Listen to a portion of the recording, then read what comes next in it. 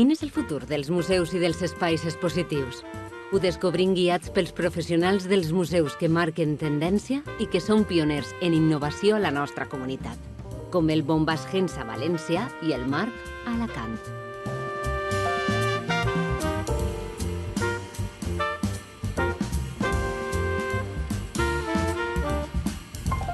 No hi ha un museu, n'hi ha molts tipus de museus. Un museu té que ser una institució de recerca. I aquesta recerca el que fa és donar a conèixer artistes a un públic més ampli que abans no es coneixien. Les missions del museu no canvien, canvien els mitjans. Cuando nosotros abrimos este museo en 2017, es un centro que tiene una colección en la base de su trabajo que hay que poner en valor y con la que hay que trabajar, pero que teníamos que incorporar a los públicos que están fuera. O sea, el museo se tenía que abrir para trabajar con ellos. Y yo creo que eso es lo que define un poco el museo contemporáneo. Un museo que no es solo unidireccional, sino que los saberes de las personas que entran también forman parte de él. No n'hi ha un públic, n'hi ha públics. Per tant, jo sempre dic que a mi no m'interessa el visitant que ve i se'n torna a casa i ja no torna mai més. M'interessen els visitants habituals, els que tornen sempre, els que són fidels seguidors del programa.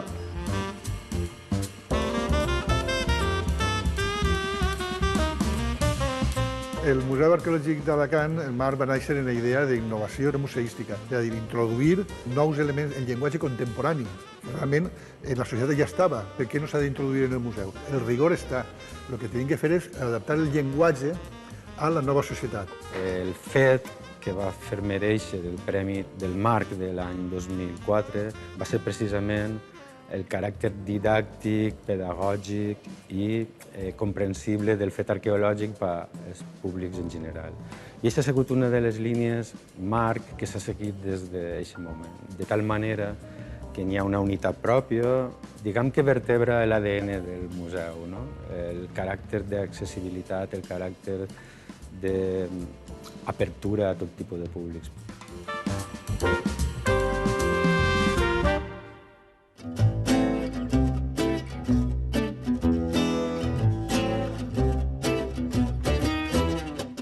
El trabajo que hacemos en Bombas Gens es intentar pensar en cada uno de los visitantes que cruzan el umbral de la puerta, ¿no? Entonces, en función de eso, pues actividades que van desde conferencias, que son como unos trabajos más habituales en los museos, pero digamos que nuestro hecho diferencial es que las conferencias ocurren en sala. Si estamos hablando de esta exposición de hiperespacios, la conferencia ocurrirá aquí, con lo cual el diálogo con las obras, la materialidad de las obras también está presente y no es un discurso frío, ¿no?, que se apoya simplemente quizá en diapositivas, sino que también puedes mirar o puedes hacer un recorrido, ¿no?, visual o también físico por las obras, ¿no? Entonces eso es una manera también de darle una vuelta al concepto de conferencia. Visitas, como te decía, conducidas, que bueno, el equipo de mediación, pero también con otros expertos, ¿no? Expertos, por ejemplo, en arqueología o expertos en arte sonoro o expertos en danza contemporánea. Entonces, cómo hacer revivir las muestras, una vez más, ¿no?, como sumando capas experienciales y que cada persona pueda encontrar un anclaje y abrir un imaginario, ¿no?, abrir imaginarios desde ahí.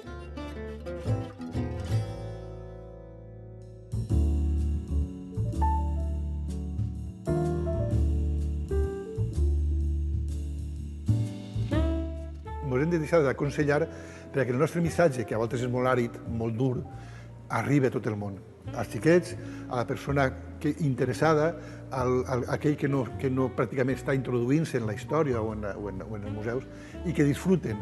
Conèixer les coses fa que les apreciïs també i dona una gran satisfacció personal. Al final, això agrada molt i a la majoria de gent li encanta comprendre què estàs mostrant-li. L'objecte en si no té importància. Vull dir, el concepte d'un vas és un vas, però l'important és que això va néixer en una època determinada per una persona determinada en un destí determinat. I això és el que hi ha que transmetre, no l'objecte en si. Hi ha una uniformitat a l'hora del discurs expositiu basada en un eix repetitiu que el situa cronològicament en cada una de les sales i a continuació està l'ús de la nova tecnologia, és a dir, l'explicació del fet arqueològic o del passat de la nostra història a partir dels elements que l'home del segle XXI disposa.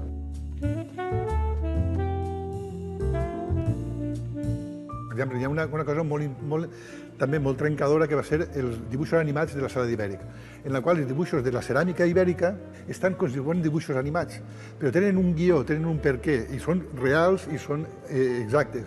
Els xiquets o la gent es sorprèn de dir, oi, que bonico, mira, que n'hi ha galls, que n'hi ha conills, que n'hi ha guerrers, que n'hi ha tal, cosa que no havia reparat, no s'havia donat compte veient el vas, sinó que aquest missatge, al veure-lo en un llenguatge molt pròxim a d'ell, com són dibuixos animats, doncs el comprèn millor i s'adona que efectivament té una trascendència més allá de la pura decoració o de la pura imatge. Lo que hacemos es preguntarles desde el inicio, ¿no? ¿Qué ves aquí? ¿Cómo lo ves aquí? ¿Cómo lo contarías tú, por ejemplo, ¿no? Entonces ahí trabajaríamos desde la palabra. Desde la palabra y luego a lo mejor pueden utilizar sus teléfonos móviles. ¿Cómo me traducirías esto a tu lenguaje, a tus memes? Entonces, bueno, esa manera también más de reflexionar y de que cada uno utilice las herramientas con las que se siente cómodo, pues nos permite un poco que las actividades no empiecen y acaben aquí, sino que empiecen un poquito antes y sobre todo continúen, ¿no? Que esa reflexión se la lleven a casa. Digamos que el foco no está puesto únicamente en la mirada y en una observación autónoma, fría de la obra de arte en la que no había intermediación, simplemente la obra de arte y la persona que la contempla, pero lo que intentamos también es que además de eso se puedan visitar de otras maneras, te puedas llevar también otro tipo de experiencia.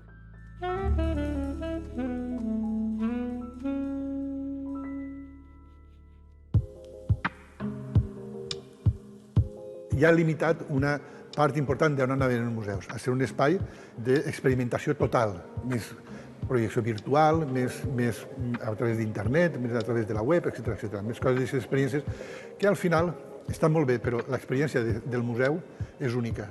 Si fa que la gent estigui interessada en anar als museus per a tindre l'experiència en directe, bé, si es pensen que l'experiència artística és allò que veuen a través de la pantalla en casa, és un error. A no ser que siguin programes ja fets sols per la web, això és diferent.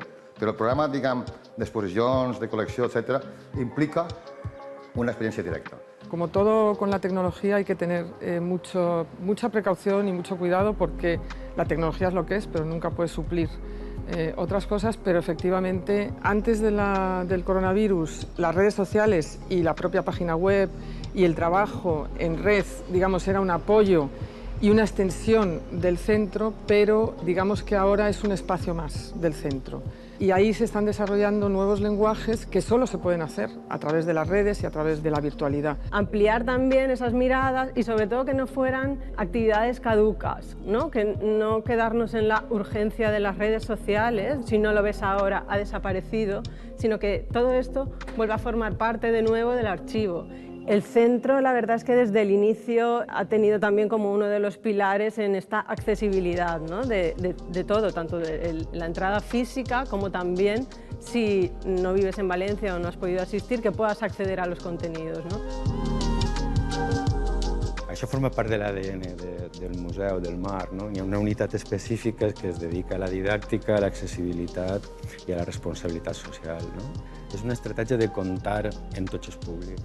Este caràcter didàctic, este caràcter, diguem, assequible a tot tipus de públic, a tot tipus de persona, independentment dels seus coneixements prèvis, el que fan és que tingues una utilitat social més gran, perquè estàs més en connexió amb tot tipus de públics, no?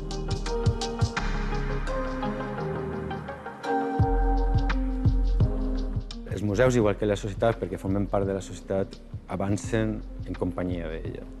El futur és incert. En les sales d'un museu d'arqueologia s'observa com els nostres avantpassats han superat etapes molt difícils al llarg de la seva vida, ¿no? Que l'home sempre ha trobat un element que l'ha fet avançar, ¿no? Bueno, yo creo que hay un futuro post-pandemia, pero que también pasa por la transformación de lo que es el propio museo. Quiero decir, el museo también en los últimos años se había convertido en un recurso turístico, en un lugar de ocio, que tiene que compartir esa misión con un lugar de construcción de cultura y de construcción de comunidad y construcción de valores. Por otro lado, efectivamente, la red y la virtualidad nos va a ayudar a expandir la audiencia de nuestros museos, entonces hay que buscar qué mecanismos podemos tener de retorno que vayan más allá del me gusta o no me gusta. El museu és intermediari entre l'art i el públic, tant aquell més pròxim, investigador com aficionat, com no. Però si perd de vista que l'art és el més important, doncs la sua missió ja no l'acomplix. El museu és això, és veure la peça o les peces d'art reals. I això sempre emociona més que veure-la en la pantalla. I quan vam tindre Grècia, tindre el disco Bolai i aquestes coses, hi ha que veure-les en directe i hi ha que vindre als museus.